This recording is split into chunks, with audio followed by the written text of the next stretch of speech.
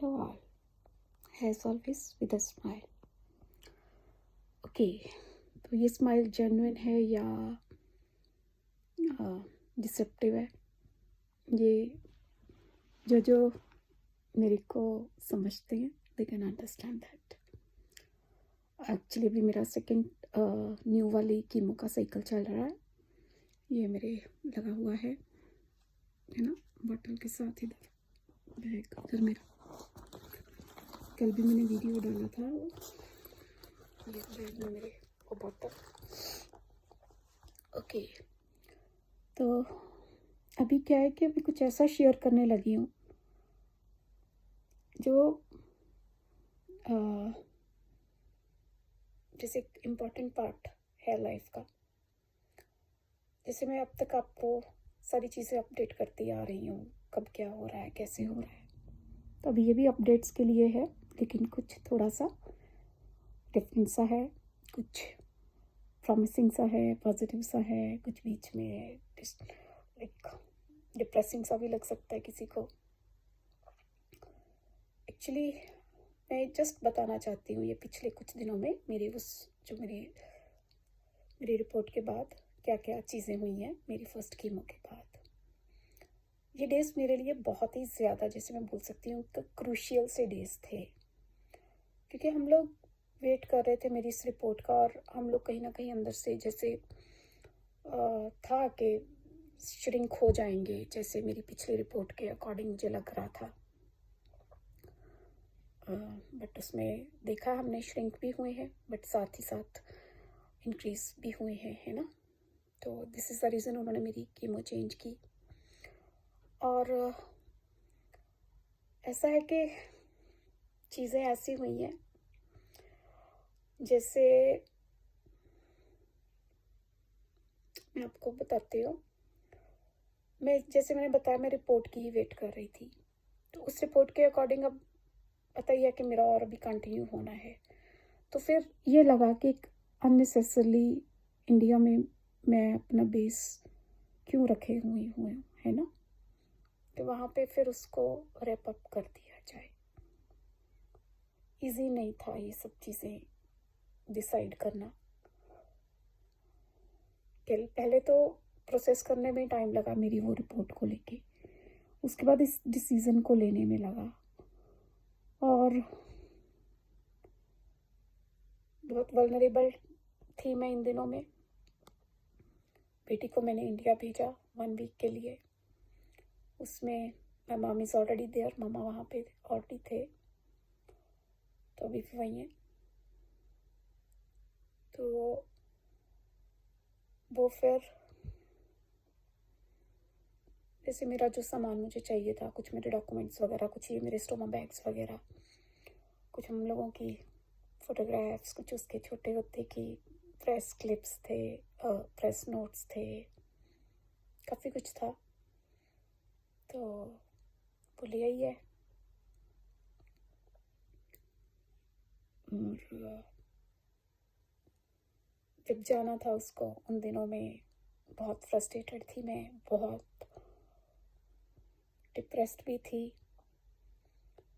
और means I try my best not to cry in front of my brother, but इस बार मैं 2 दिन लगातार रोई. He try to console me, he try to encourage me. मुझे मीन्स ऐसा लगा जैसे मैंने अपना एक डोर क्लोज कर दिया है ना, क्योंकि एक जो उम्मीद सी थी वो नहीं हुई कि अभी मुझे, बिकॉज आई डोंट नो मुझे कब आना होगा, आना भी है या नहीं, आई डोंट नो. तो एक होता ना अपनी रूट्स से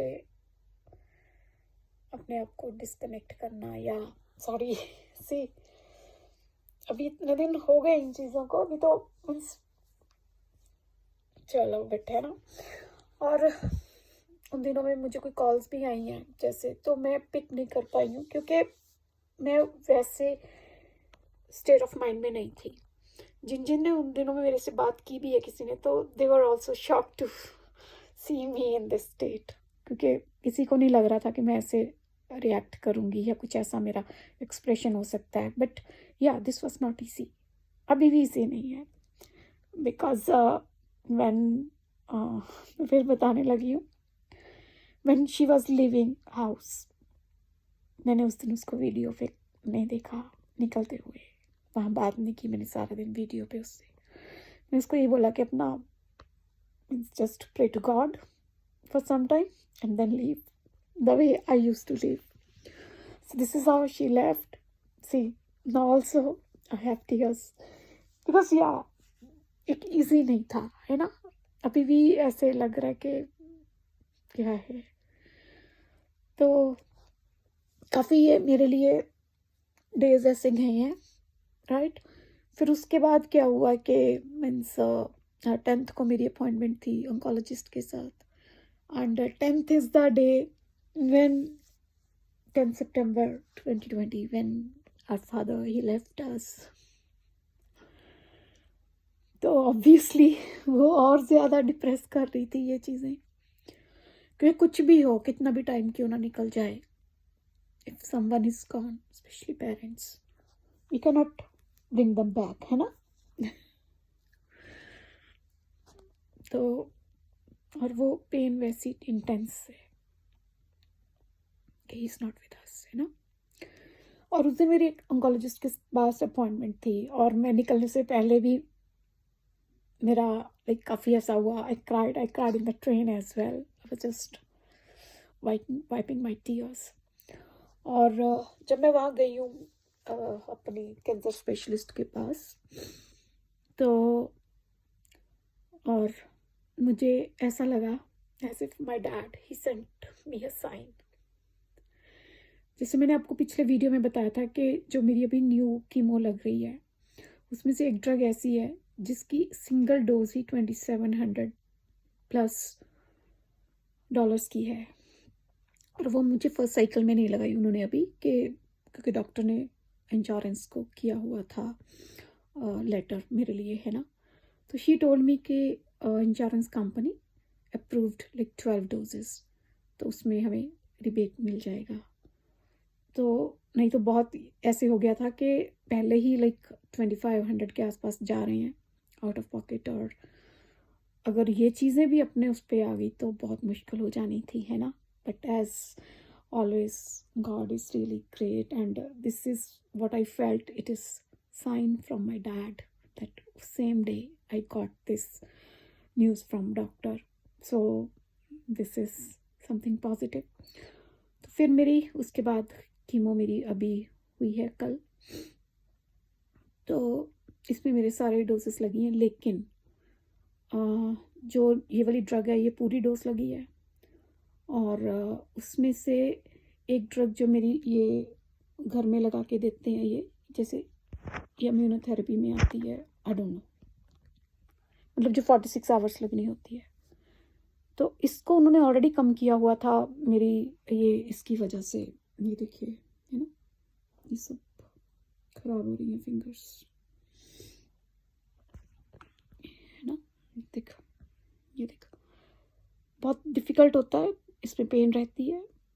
अभी तो मैं इस पर बहुत सारा, जैसे मैंने बताया था, मैं कोकोनट ऑयल यूज़ करती हूँ, मॉइस्चराइज़र लगाती हूँ, सब चीज़ें लगाती हूँ।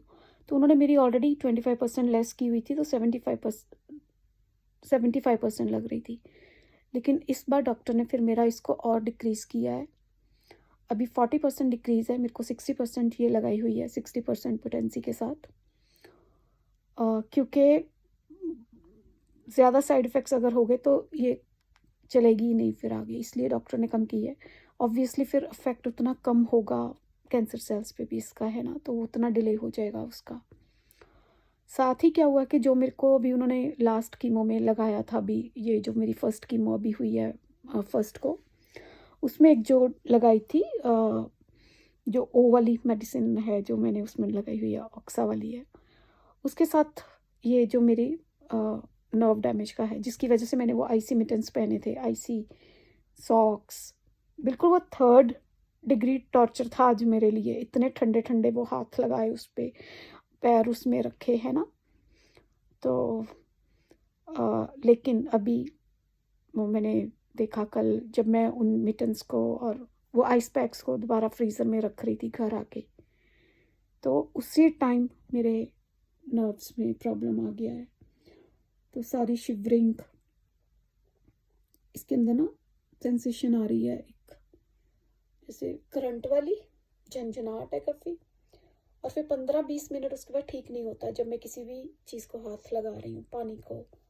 इवन वॉशिंग मशीन में से जैसे कपड़े अगर ड्रायर में भी डालने थे तो भी मुझे एक और कपड़े की सपोर्ट लेके डालने पड़े, राइट, क्योंकि हॉस्पिटल वाले मैं आते ही उतार देती हूँ कि वहाँ वाले ना हो, धोने होते हैं जैसे, है ना, वो भी मेरे लिए डिफ़िकल्ट थे।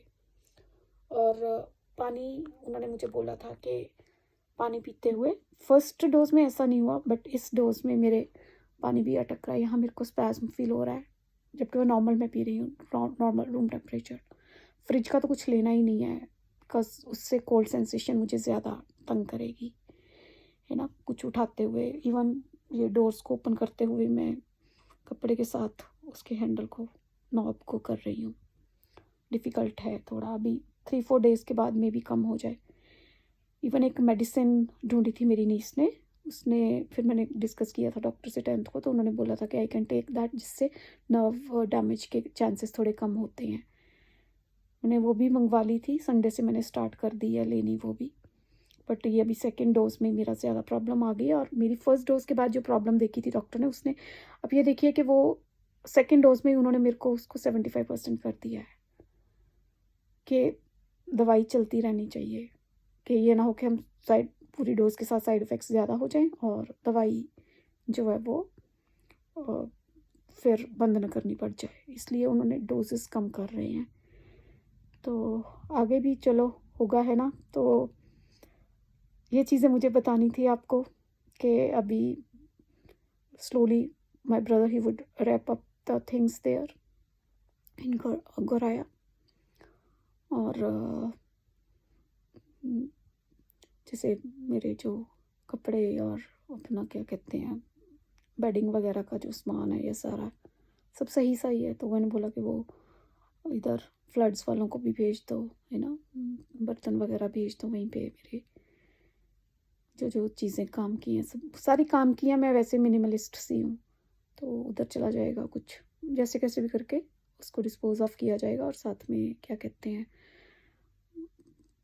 उसको थोड़ा टाइम लग जाएगा, 1 महीने के आसपास, but for the time being मेरा जैसे अपना जो मेरा बेस था वहाँ पे, अब दैट्स नॉट देयर। सो ये सब शेयर करना था। इस वजह से मैं काफ़ी बीच में डिस्टर्ब रही, बहुत फ्रस्ट्रेटेड थी, रोई धोई, कितनों को अनफ्रेंड भी किया, जो नए वाले थे कुछ सबको ऑलमोस्ट कर दिया, कि मुझे ऐसे लगा कि मुझे फिर से दोबारा अपने आप को एक लिमिटेड उसमें कर दूं, है ना। बट एज जैसे शुरू में बात हुई थी कि मुझे आप लोगों की प्रेयर्स की, सपोर्ट की ज़रूरत है। Please keep on doing, please keep on supporting as well, keep on praying, keep on supporting. GoFundMe पे करना है, इंडिया के उस पर कर दो, अकाउंट डिटेल्स में दे सकती हूँ। और ऑस्ट्रेलिया में PID नंबर भी है ना, but we need to collect more funds.